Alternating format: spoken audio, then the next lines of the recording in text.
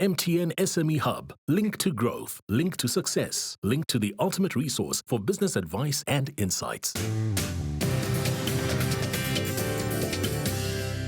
Welcome back to the Big Small Business Show. In studio with us today, we've got Nicola Tyler. She is founder of The Thinking Company. And together here in studio, we've got Nicholas Daniels. He's an ex-teacher, and now he is the marketing manager of The Thinking Company. We've been talking about essentially how to evolve the way you're thinking, right? And so how do we continue to think this way? What's the value of constantly thinking differently? Because, often what I see with entrepreneurs is that they'll come into, they'll have a crisis and then want to think differently, as opposed to thinking differently all the time. Yeah. Okay. So from your perspective, maybe we'll start with you. Why is thinking differently valuable in the long term? Okay, so I'm so glad you asked this question, Allon. So I wrote about a concept in my newsletter called Maslow's Hammer, and it's based on the premise that too often we use the same tool on different problems. So a good analogy for this is the Anglo-Zulu War in 1879. The British forces came in and they wanted to wipe out the Zulus. And they came in using the same tactics, the same military force, the same procedures that they had done and won prior wars. But what they didn't realize is that they were up against the Zulus. They were in a new environment, and ultimately they lost. And it's still to this day known as the biggest British defeat in Southern Africa. Now, the reason why that's relevant to entrepreneurs is because so often we use the same tool on different problems. For example, what worked in a marketing strategy with one product may not work in a marketing strategy with another product. So the question that I always ask is, are you using a hammer when the problem isn't a nail?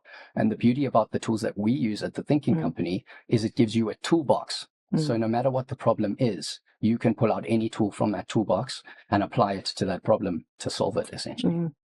Yeah. You've got an analogy around value. Yeah. You want to share that with us? Well, value is always perceived by the receiver, not by the giver. Yeah. Okay. Okay, so when we get stuck in our entrepreneurial box, what we tend to do, and it's exactly what's happening with this person that I'm hopefully working with I am working with this week, is the product is designed based on the perceived value of me, the designer. But actually in a go-to-market environment, it's always going to be your customer's value. It's not your idea. It might be your idea, but if nobody perceives value in an idea, you don't have any value to sell, even if you think you have value. So without a customer, you don't have a business. So if you think of like value as the ultimate driver of entrepreneurship, then you've got to disarm yourself and put yourself in your customer's shoes. So there's techniques that we train which can help you redefine value. There's a whole slew of them, and unfortunately, you can't do it in a few minutes. So it's how do you change your perspective? How do you change your point of view? But there's also value in design, having a toolkit. When I was a kid, there was a cartoon called Sport Billy. And Sport Billy was like this little character who could put his hand in a bag and just pull out whatever tool he needed when he needed them. And when you've got that set of skills as an entrepreneur, you can, this word pivot that we all use, you can pivot. You can think differently. You can solve problems. If all you've got is a hammer, everything looks like a nail. But if you can now access a set of cognitive tools to help you think differently, to help you pivot, to help you change the definition of value, you've got them for life. It's not like, what do I do now? It's like every opportunity, every obstacle becomes an opportunity. And you say you can't mention them all now, but I'm just trying to get practical around this, right? So is it that you learn 8 techniques or 10 techniques? Yeah. You understand where their probable value lies in terms of when to use them. And then just basically, I'm going to use this tool now to make a decision or to think differently. And then I'm going to use that. Is it that simple? It's literally So the way I was describing it to someone the other day, I said, if I get you to look at a picture of a hammer or read a book on this as a hammer, and I say, can you go to my garage and bring me a hammer? You'll probably be able to do it. But if I show you how to use a hammer and you bang your thumb or do something with it, and you know what a hammer is best used for, when you need the hammer, you'll know when to use it. So we basically teach a range of techniques and get you to practice them so you know which ones to combine and which ones to pull out. I want to pull this all together now. So there's an entrepreneur watching here. Okay. They want to get going. They buy that they have to think differently. They know that they can't use, speaking about a hammer, the same hammer every time. Is there anything like in our maybe 2 techniques, just high level, that we can use now? Or is there any way that I can empower the audience right now with something? Okay.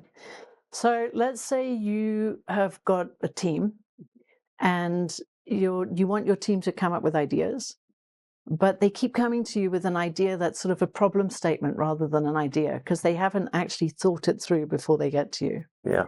There's a book you can buy called De Bono's Thinking Course. Yes. Right at the beginning of that book, he talks about a curriculum he designed, 60 lessons to teach thinking at schools.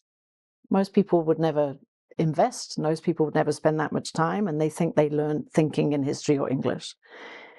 In that program is a technique called PMI, and PMI stands for plus, minus, interesting.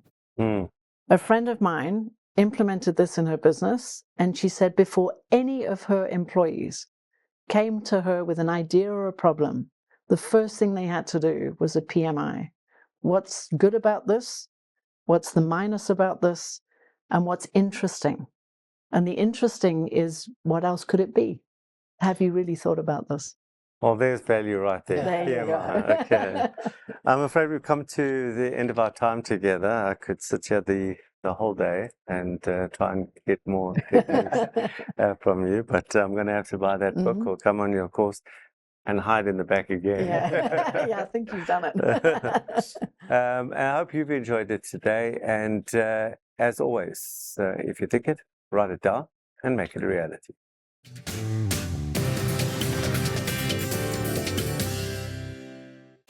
The Big Small Business Show, proudly sponsored by MTN Business.